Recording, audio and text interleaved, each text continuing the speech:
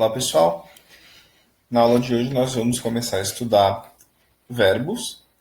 Começaremos pelos verbos auxiliares, depois os tempos condicionais, o presente perfeito, verbos modais e o modo imperativo do verbo. Então, primeiro a gente precisa entender o que quer dizer auxiliary verbs. Verbos auxiliares, como o próprio nome diz, são aqueles verbos que nos ajudam, que nos auxiliam a construir tipos de frases, como, por exemplo, as frases negativas e as frases interrogativas em vários tempos e modos verbais.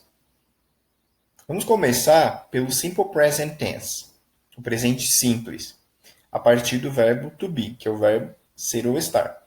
No presente, esse verbo vai ter essas três formas: am, para a pessoa eu, is para a terceira pessoa, ele e ela, e are para as pessoas do plural, nós, vocês e eles, e também para a segunda pessoa, você.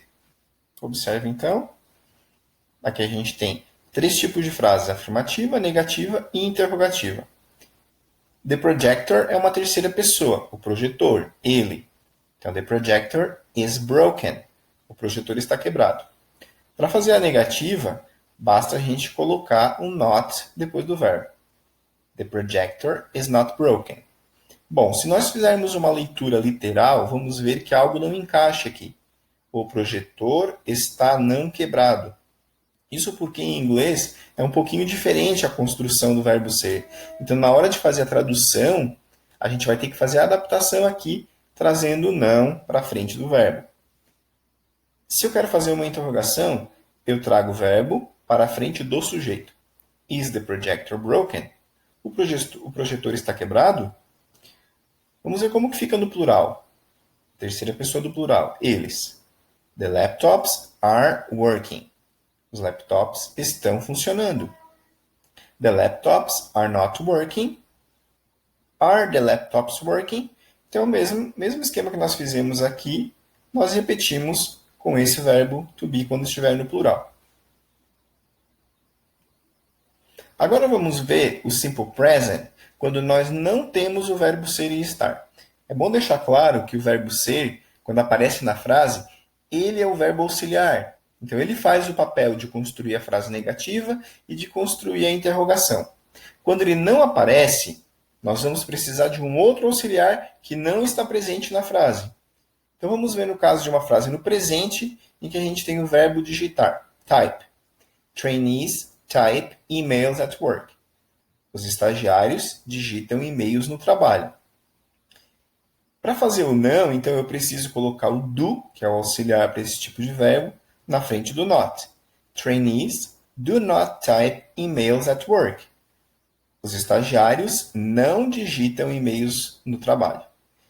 Então, toda essa expressão aqui, do not, quer dizer não. Esse do, auxiliar, nunca vai ter tradução.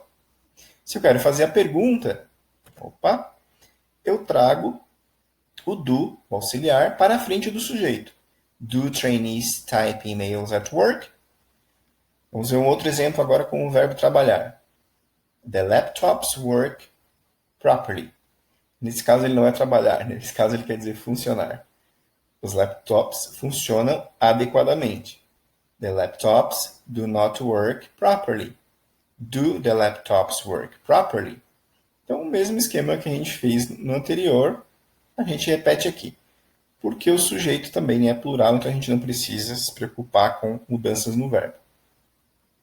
Agora vamos ver quando nós estamos trabalhando com a terceira pessoa do singular, que representa um desafio especial para a gente que fala português. Quando a gente está trabalhando com ele e com ela como sujeito, a gente vai trocar o do por does. Então vamos ver essas terminações aqui. Se o verbo terminar com o, x, ch, sh, z, s ou y, nós precisamos acrescentar um es nesse verbo. E se ele terminar em y e for antecedido por uma consoante, a gente vai trocar o y por ies. Vamos ver os exemplos aqui. Então, the application é o aplicativo, é uma terceira pessoa, ele no caso. Então, a gente precisa botar um S no verbo. The application works, o aplicativo funciona. Também pode ser a aplicação funciona. Vamos ver um verbo terminado em X. The girl unboxes her new mobile phone. A garota desempacota o novo celular dela. José goes to school by car. José vai para a escola de carro. Pedro tries to swim. Pedro tenta nadar. Bom, nesse caso aqui, o verbo original, to try, termina em Y e antes dele eu tenho uma consoante. Então, só nesse caso que eu preciso me preocupar de trocar o Y por IS. Se o verbo tivesse uma vogal antes do Y, eu não precisaria fazer isso. Bastaria colocar um S, como por exemplo o verbo play. Outros exemplos aqui. Agora com negativa. Como que a gente vai fazer a negativa? Então, sempre que no presente eu percebi a presença do S no verbo, e lembrando, esse S não é plural, é marca de terceira pessoa, o presente. Ele marca o tempo presente. Eu vou colocar, então, o ES no do e ele vai se transformar em does. The application does not work. A pronúncia é essa, does not work. Ok? O aplicativo não funciona. The girl unboxes her new mobile phone. The girl does not unbox her new mobile phone. Bom, o que a gente observa aqui na negativa? Que se o verbo lá na afirmativa tinha S ou ES, esse S vai mudar para o auxiliar. Vejam aqui, o ES veio para o do. Do not, então esse does not quer dizer não, e o verbo volta para sua forma original. Aqui também, né? O verbo work perdeu o S porque ele já veio para o does. Vamos ver o próximo exemplo. José goes to school by car. Então o original é go, mas como é terceira pessoa, eu precisei botar um ES porque o verbo termina em O. Se eu quero fazer a negativa e dizer que o José não vai para a escola de carro, José does not go to school by car. Então, como o auxiliar fica o does, esse S não pode mais aparecer no verbo original. Ou seja, a gente não pode ter S duas vezes no verbo quando está trabalhando com uma frase negativa. Agora vamos ver um exemplo com Y. Pedro tries to swim. O Pedro tenta nadar. Então o verbo é tentar, o original é com Y, né? Então, eu coloquei lá o IES porque era presente. Agora, como eu vou fazer a negativa e o ES tem que passar para o auxiliar does, Pedro does not try to swim. O try volta para a sua forma original. Uma observação aqui. Na fala, quando nós vamos falar mais rápido, a gente vai fazer uma abreviação do does not e ele vai se transformar em doesn't. A pronúncia pode parecer um pouquinho estranha, mas é assim mesmo que se fala. Doesn't. Does not, quando for falar pausadamente, e doesn't, quando falar mais rápido. Vamos ver outros exemplos aqui. The application works fine. O aplicativo funciona bem. Agora eu quero construir uma pergunta. Então eu pego o auxiliar, levo lá para frente, o do, mas aqui como eu percebo que é uma terceira pessoa, eu tenho que acrescentar o ES. Né? Does the application work fine? Mesmo caso no exemplo anterior. The girl unboxes her new mobile phone. Como tem S no presente, eu preciso começar o auxiliar com ES também. Does the girl unbox her new mobile phone? José goes to school by car. Does José go to school by car? Pedro tries to swim. Does Pedro try to swim?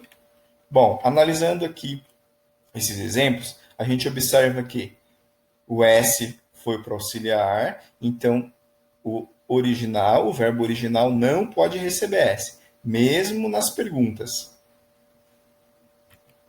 Bom, agora nós vamos ver o simple past tense, que quer dizer simplesmente passado simples. O passado simples ele vai ter apenas duas formas. O was para qualquer pessoa no singular e o were para qualquer pessoa no plural e para a pessoa você no singular. Vamos ver então como que fica. The projector was broken. O projetor estava quebrado, na afirmativa. The projector was not broken, uma negativa. Was the projector broken? Uma interrogativa. Então, o que nós observamos até aqui? Que o mesmo mecanismo para construir as frases afirmativas, negativas e interrogativas que nós usamos lá no presente, nós vamos usar no passado também. Claro, o verbo muda para o passado, mas na hora de construir uma negativa e na hora de construir uma pergunta, o mecanismo é o mesmo. Eu posiciono o not depois do verbo auxiliar ou eu trago o verbo para a frente do sujeito. Ok? Vamos lá então, continuando. Agora no plural. The laptops were working. Os laptops estavam funcionando. The laptops were not working. Os laptops não estavam funcionando. Were the laptops working? Os laptops estavam funcionando? Bom, agora vamos ver o simple past quando eu não tenho o verbo ser ou estar como auxiliar. Nesse caso, fica um pouco mais fácil do que o simple present com o do e does, porque a gente só vai ter uma forma para utilizar aqui o auxiliar. Vamos usar apenas o do. Ou seja, o do e o does lá do presente se transformam em did aqui no passado. Então vamos ver. Vamos começar pela frase no passado. The application worked. Bom, para colocar o verbo no passado, um verbo regular, nós acrescentamos ed. Certo? Muito fácil de passar verbos para o passado. Quando forem verbos regulares. Verbo regular é esse que segue esse modelo aqui. O seu passado é feito acrescentando ed. Se o verbo for irregular, ele vai seguir uma outra forma de construção. Daí a gente tem que olhar lá na lista de verbos irregulares, porque eles são uma forma própria, nós temos de memorizá-los.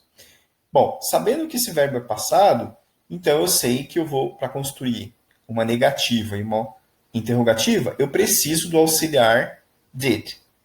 Para fazer a pergunta, então, eu começo com did, coloco o sujeito e coloco o verbo original. Did the application work? O aplicativo funcionou?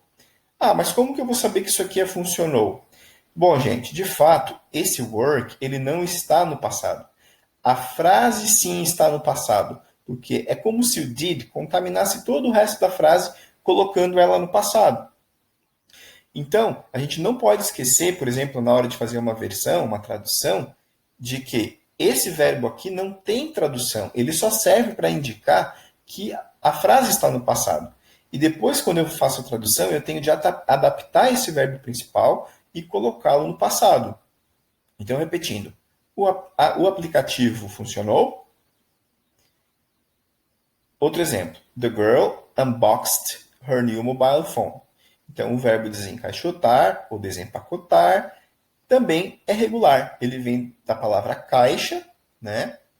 Boxed, e com um prefixo negativo aqui, que quer dizer desencaixotar.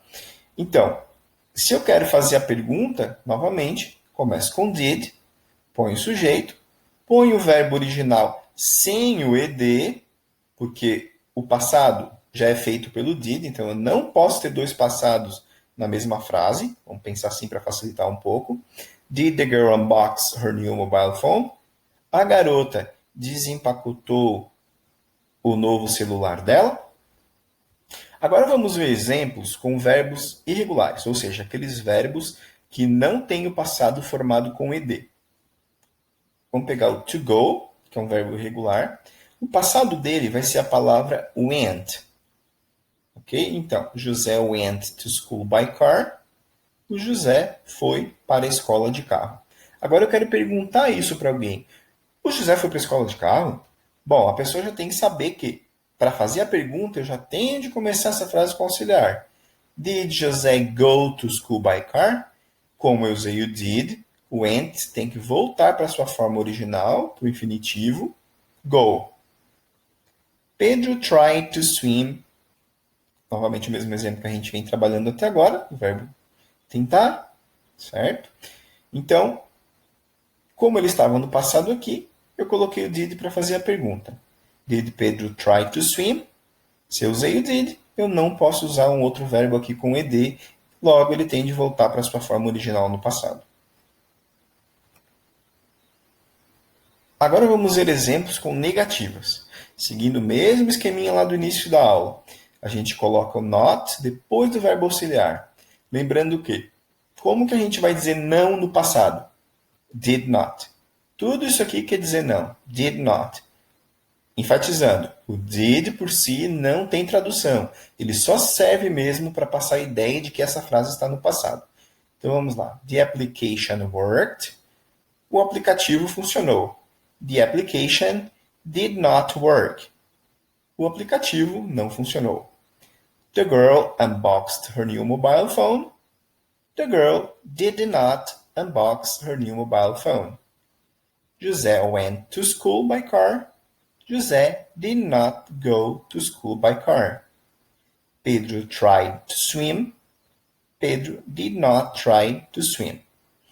Bom, na escrita e na fala pausada, nós vamos usar did not. Mas na conversação mais rápida, essas duas palavras vão se combinar e vão se transformar em didn't. Did not, quando falar devagar, e didn't, para quando falar mais rápido. Bom, agora vamos falar um pouco sobre o Simple Future. Nós temos dois tipos de Simple Future.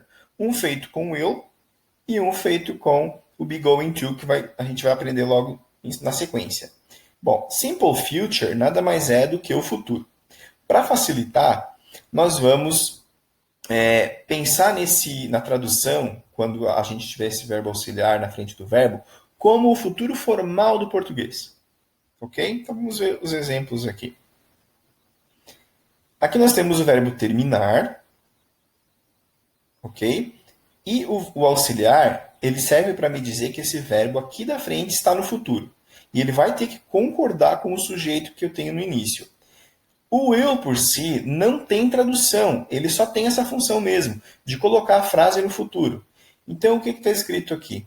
Bill terminará isto depois. A tradução já foi dada embaixo. Ok? This will be very easy. Isto será muito fácil.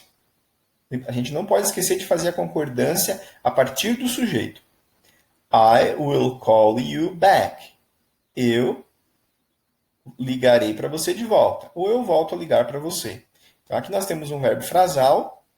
Call back, quer dizer, ligar de volta. It will rain next week. Choverá na semana que vem. Choverá na próxima semana. Bom, nesse caso, a gente tem um fenômeno da natureza, que é chover. Em português, nós não usamos o sujeito, choverá. A gente só fala choverá. Em inglês, eu não posso fazer isso. Eu tenho de colocar uma terceira pessoa, nesses casos, quando acontece um fenômeno da natureza. Eu posso usar também o that, em vez de it. They will catch you if you stay. Eles pegarão você se você ficar. We will go there the day after tomorrow.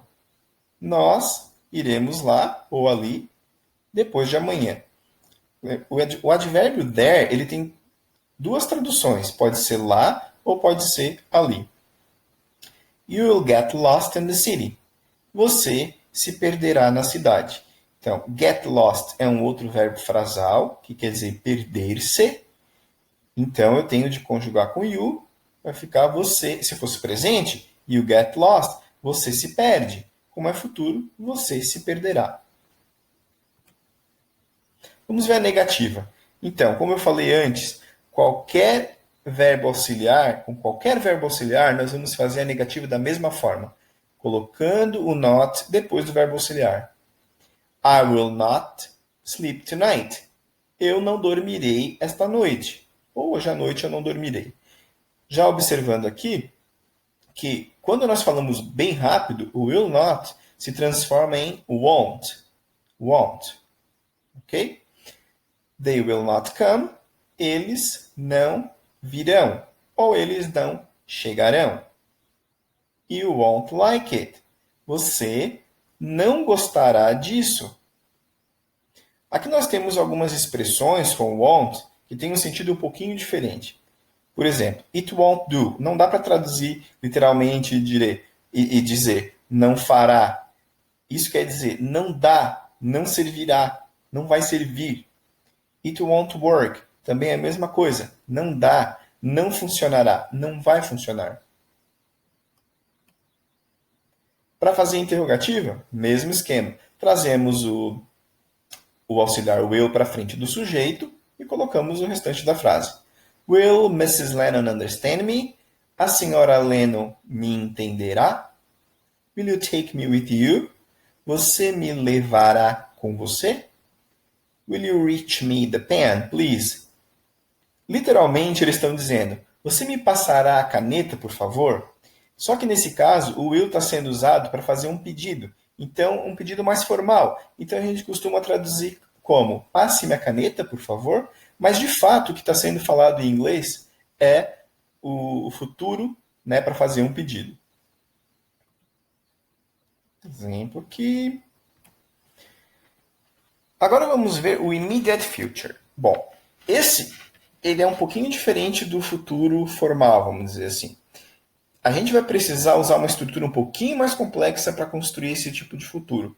Ele equivale ao futuro do português que é feito com o auxílio do verbo ir.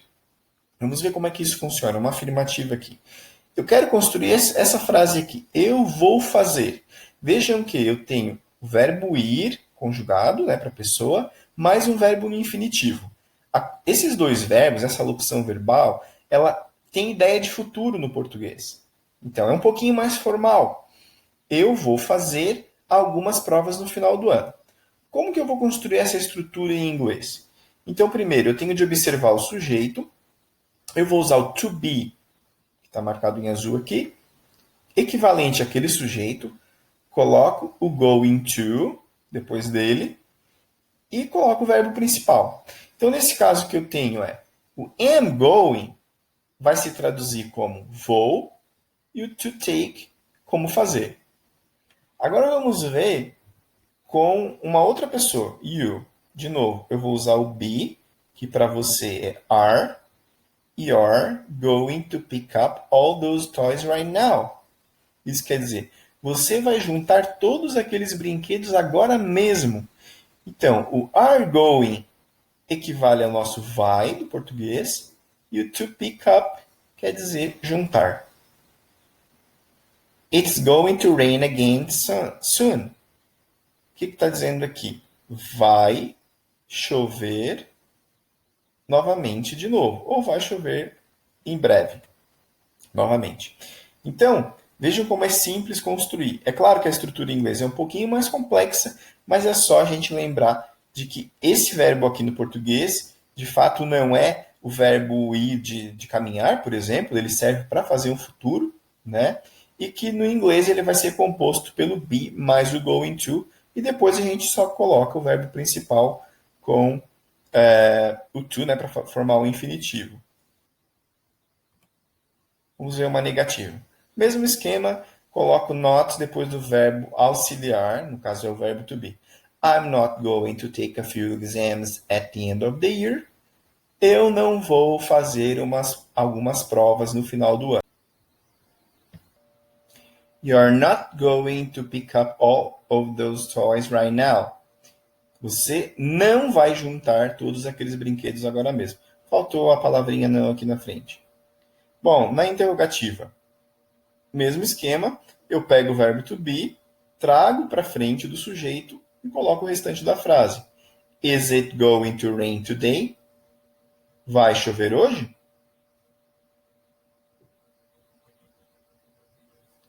Would. Would ele equivale ao futuro do pretérito no português. Então, ele funciona da mesma forma como o will, que a gente viu anteriormente, e também não vai ter uma tradução para essa palavra aqui. Ele só serve para colocar no futuro do pretérito mesmo, o verbo. Então, o futuro do pretérito são aquelas palavras no português que são terminadas em iria, iríamos, por exemplo, cantaríamos, falaríamos. articularia, falaria, diria. Então, quando eu quero construir um tipo de verbo assim no inglês, basta eu colocar o would na frente do verbo principal.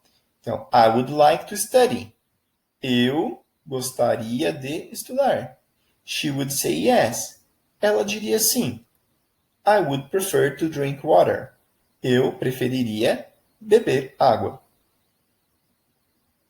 Para fazer uma pergunta, a gente vai fazer o mesmo esquema.